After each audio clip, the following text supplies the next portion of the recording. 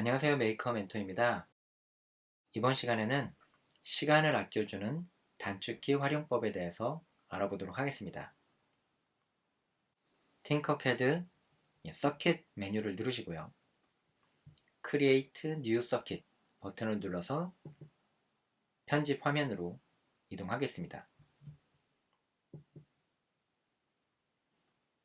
화면에서 마우스 커서를 가져다 댔을 때 보여주는 단축키들도 있습니다.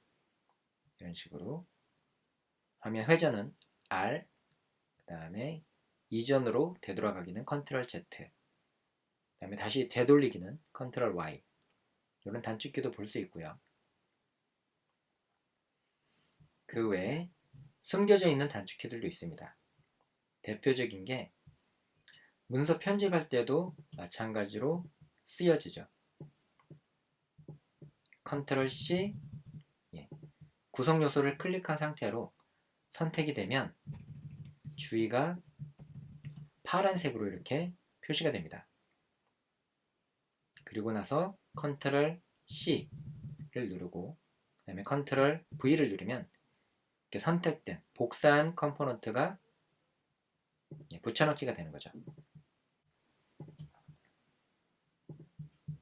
여러 개를 동시에 가져왔을 때 여러 개를 동시에 선택하는 방법은 Shift 키를 누른 상태에서 선택하고자 하는 구성 요소를 클릭, 클릭, 클릭 하시면 됩니다.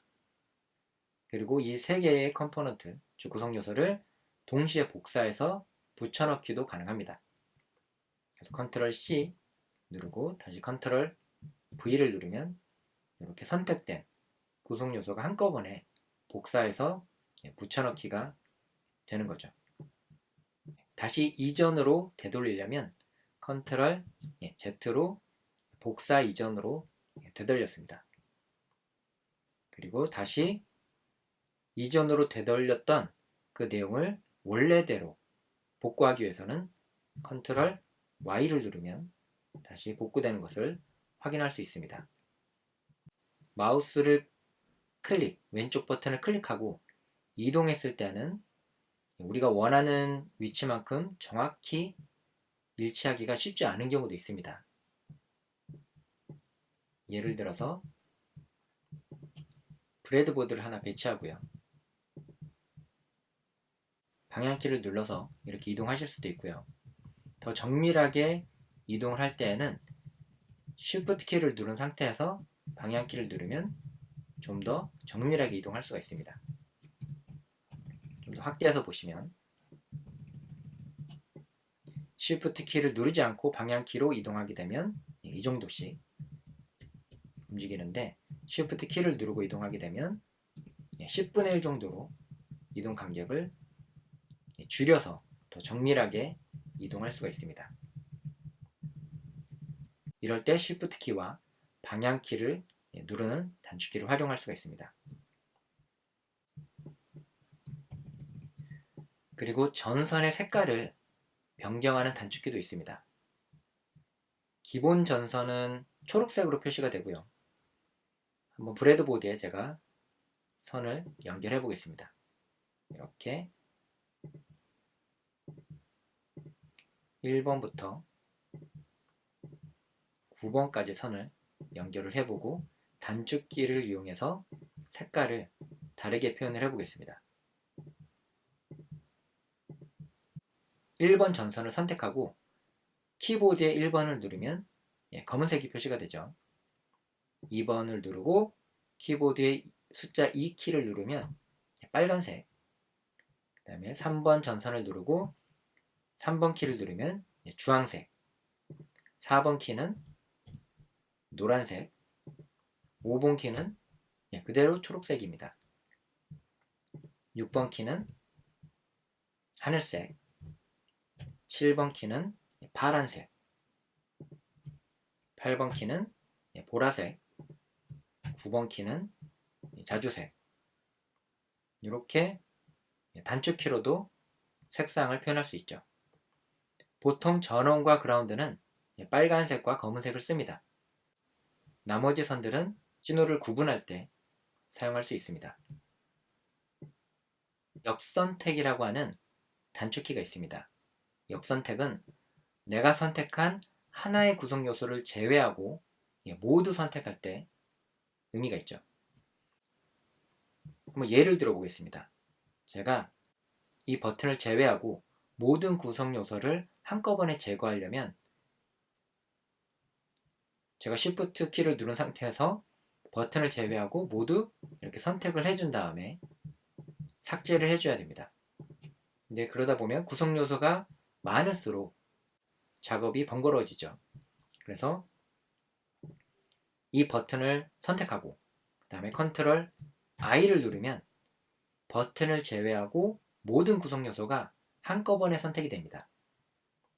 그리고 나서 삭제, 딜리트 키나 또는 삭제 아이콘을 누르면 모두 제거되는 거죠. 이런 식으로 역선택은 내가 원하는 구성 요소를 제외하고 모두 선택할 때 유용합니다. 역선택의 반대도 되죠. 예를 들어서 제가 이 버튼을 누르고 역선택을 한 다음에 다시 컨트롤 I를 눌러서 역선택을 하면 반대로 이번에 이 버튼만 선택이 됩니다. 그리고 화면을 축소하거나 확대하거나 축소하거나 하면서 화면에서 전체 구성 요소가 보이지 않을 때가 있습니다. 이럴 때는 F키를 누르면 이 버튼을 누르거나 Zoom to PC라는 버튼을 누르거나 F키를 누르면 전체 화면에 모든 구성 요소가 나타나게끔 만들 수 있습니다. 그리고 시뮬레이션을 시작하고 정지하는 단축키는 S입니다. S. S 버튼을 누르면 스타트 시뮬레이션 버튼을 누르는 것과 동일한 역할을 합니다. S를 누르면 시뮬레이션을 시작하고요. 다시 S 버튼을 누르면 정지합니다. 그리고 구성 요소를 나타나게 했다가 화면을 좀 더 크게 보이기 위해서 구성 요소를 사라지게 만들려면 C를 누르면 이렇게 사라지기도 하고요. 다시 C를 누르면 나타나죠. 그래서 좀 더 화면을 크게 작업하고 싶을 때에는 C 버튼을 눌러서 구성 요소 자체를 사라지게 만들고 작업을 하실 수도 있고요. 또 영문자 E 버튼을 누르면 코드를 나타내게 만드는 창입니다. 현재 프로그래머블 할 수 있는 컴포넌트, 즉 구성 요소가 없기 때문에 이런 메시지가 표시가 되지만 아두이노를 배치해 보겠습니다. 단축키로 C를 눌러서 구성 요소를 나타나게 만들고 아두이노를 영문자 R키를 눌러서 회전도 할 수 있고요.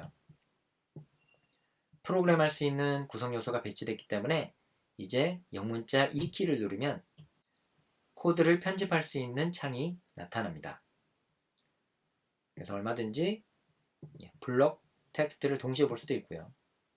텍스트만 볼 수도 있고 다시 코드 편집 창을 사라지게 만들려면 영문자 E를 누르면 사라지겠죠. 눌러보겠습니다.